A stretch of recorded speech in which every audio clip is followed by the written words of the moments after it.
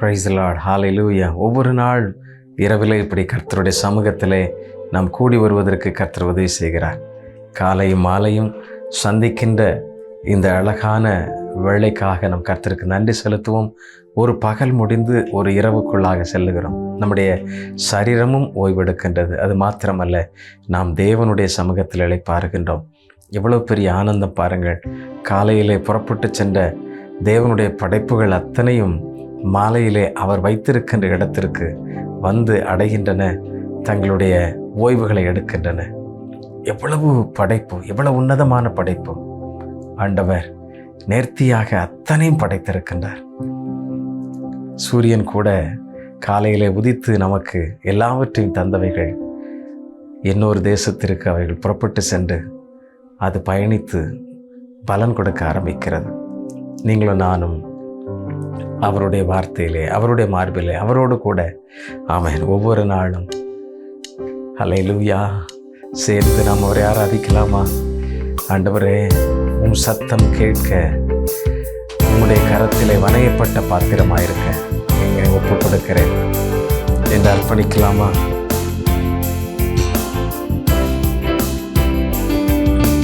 ஆவியானவர்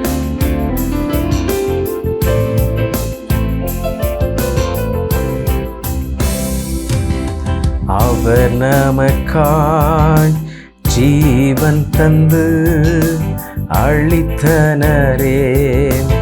இந்த மீட்பு கண்களினால் காண்கின்றேனே. இன்ப காணான் தேசமதை கண்களினால் காண்கின்றேனே. இன்ப காணான் தேசமதை திருக்கரத்தா தாங்கி என்னை திருச்சித்தம் போ நடத்திடுமே. குயவன் கையில் களிமண்ணான் அனுதினம் நீ வனைந்திடுமே. குயவன் கையில் களிமண்ணான் அனுதினம் நீர் வனைந்திடுமே. அவருடைய கையிலே ஆமென் வனைய நாம் நம்மை ஒப்பு கொடுக்கும் பொழுது மிகச்சிறந்த ஒரு பாத்திரமாக, பிரயோஜனமுள்ள ஒரு பாத்திரமாக ஆமென் நம்மை வனைந்து விடுவார். ஆண்டவரை என்னை ஒப்பு கொடுக்கிறேன் என்று சொல்லி அப்படி நம்ம ஒப்பு கொடுப்போம். சங்கீதம் 4:4 நாம் வாசிக்கும் பொழுது, நீங்கள் கோபம் கொண்டாலும் பாவம் செய்யாதிருங்கள் என்று சொல்லப்பட்டிருக்கிறது. நீங்கள் கோபம் கொண்டாலும் பாவம் செய்யாதிருங்கள். ஆம் பிரியமானவர்களே, கோபத்தினால் எத்தனையோ பேர் தங்களுடைய வாழ்வையை இழந்து போகிறதை நாம் பார்க்கிறோம். சமீபத்தில் அமெரிக்க ஐக்கிய நாட்டிலே படித்த மிக உயர்ந்த படிப்பை படித்த ஒரு அருமையான இளைஞன், அவன் திரும்ப நம்முடைய இந்திய தேசத்திற்கு வருகிறான். அவனுடைய பெற்றோர்கள், அவனுடைய கிராண்ட் ஃபாதர்ஸ் எல்லாரும் மிகுந்த மகிழ்ச்சியோடு கூட ஒரு நாள் மாலை வேளையை கழிக்கின்றனர். அந்த மாலை வேளையில் அவனுடைய தாத்தா என்ன சொல்லுகிறார்?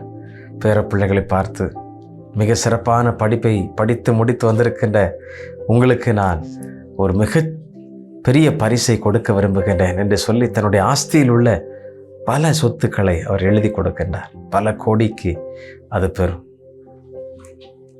ஆனால் அமெரிக்க நாட்டிலிருந்து வந்த அந்த இளைஞனுக்கோ மிக கடும் கோபம். தாத்தாவை திட்டுகிறான். எனக்கு மாத்திரம் நீங்கள் சரியாக கொடுக்கவில்லை என்று எண்ணுகிறான். நான் நாளைக்கு உன்னை வந்து பார்க்கிறேன் என்று சொல்லி அவருடைய வீட்டிற்கு வந்து பார்க்கிறேன் என்று சொல்லுகிறார். ஆம் பிரியமானவர்களே, சம்பவங்கள் பல்வேறு விதங்களில் நடைபெறுகின்றன. அடுத்த நாள் கணவன் மனைவியுமாக வயது முதிர்ந்த அந்த தகப்பனார் வீட்டிற்கு சென்று அந்த தன்னுடைய பேரனோடு பேசி சமரசம் பண்ணி அதை முடிக்க விரும்பினார். ஆனால் அவனோ மிகுந்த கோபம் உள்ளவனாய் மறைத்து வைத்திருந்த கத்தியை எடுத்து தன்னுடைய தாத்தாவை குத்தி கொலை செய்து விட்டார். எவ்வளவு சிறந்த படிப்பு, உயர் தேசத்தில் சென்று வந்து எவ்வளவோ காரியங்களை கற்றுக்கொண்டு வந்தாலும் கோபத்தினால் பாவம் செய்து விட்டதை பார்க்கும். இன்றைக்கு சிறைச்சாலைக்குள்ளாக இருக்கிறார். எனக்கு பிரியமானவர்களே, சொற்களின் மிகுதியினால் பாவம் இல்லாமல் போகாது என்று சொல்லப்பட்ட வார்த்தையின்படி கோபத்தினால் அநேகர் தங்களுடைய வாழ்வின் நன்மைகளை இழந்திருக்கின்றார்கள், தேவனின் அன்பை இழந்திருக்கின்றார்கள். ஆண்டவரிடத்தில் கேட்போம், ஆண்டவரே, நீர் என்னை வனைந்து கொள்ளும், உம்முடைய கரத்தில் நான் சிறந்த பாத்திரமாக வனைய என்னை முழுமையாக தருகிறேன், என்னை முழுமையாய் ஒப்பு கொடுக்கிறேன் அப்பா, நீர் விரும்புகிறபடி என்னை வனைந்து கொள்ளும் என்று சொல்லி அவருடைய கரத்தில் நம்மை வனைய ஒப்பு கொடுப்போமா? ஆண்டவர் நம்மை சிறப்பாய் வனைவார். அவர் ஒரு நாளும் தீமை செய்கிறவர் அல்ல. அவர் படைத்த படைப்புகள் அத்தனையும் இன்றும் அநேகருக்கு ஆசீர்வாதமாய், இன்றும் கண்ணுக்கு இதமாக இருக்கிறது. பள்ளத்தாக்குகள், லீலி புஷ்பங்கள், மலைகள், குன்றுகள் என்றெல்லாம், ஆறுகள், அருவிகள் என்றெல்லாம் பார்க்கும் பொழுது எத்தனையாய் ஆம், அந்த படைப்பின் நாயகரிடத்திலே நம்மை முழுமையாய் அர்ப்பணிப்போம். நம்முடைய வாழ்க்கையின் சுபாவங்கள் மாறும். புது வெற்றியை, புது வாழ்க்கையை கர்த்தர் நமக்கு தருவார். ஜெபிக்கலாமா? அன்புள்ள ஆண்டவரே, நாங்கள் உமக்கு நன்றி செலுத்துகிறோம். நீங்கள் கோபம் கொண்டாலும் பாவம் செய்யாதிருங்கள் என்று சொல்லப்பட்டிருக்கிறதப்பா. கோபத்தினால் எத்தனையோ நன்மைகளை இழந்து போன பிள்ளைகள் உண்டப்பா. தன்னுடைய வாழ்க்கையின் வெற்றியை இழந்தவர்கள் உண்டு. பிதாவே, ஒவ்வொருவருக்கும் உம்முடைய சுபாவம் உண்டாகட்டும். உண்மையிலே அவர்கள் பலன் கொள்ளட்டும். ஆண்டவரே, நீர் அவர்களை புதிதாய் வனைந்து விடும். உம்முடைய சாயலாய் நீர் அவர்களை பலப்படுத்தும். கர்த்தனை உதவி செய்வீராக. இழந்து போன உம்முடைய சாயலை அவர்கள் திரும்ப பெற்றுக்கொள்ள உதவி செய்யும்.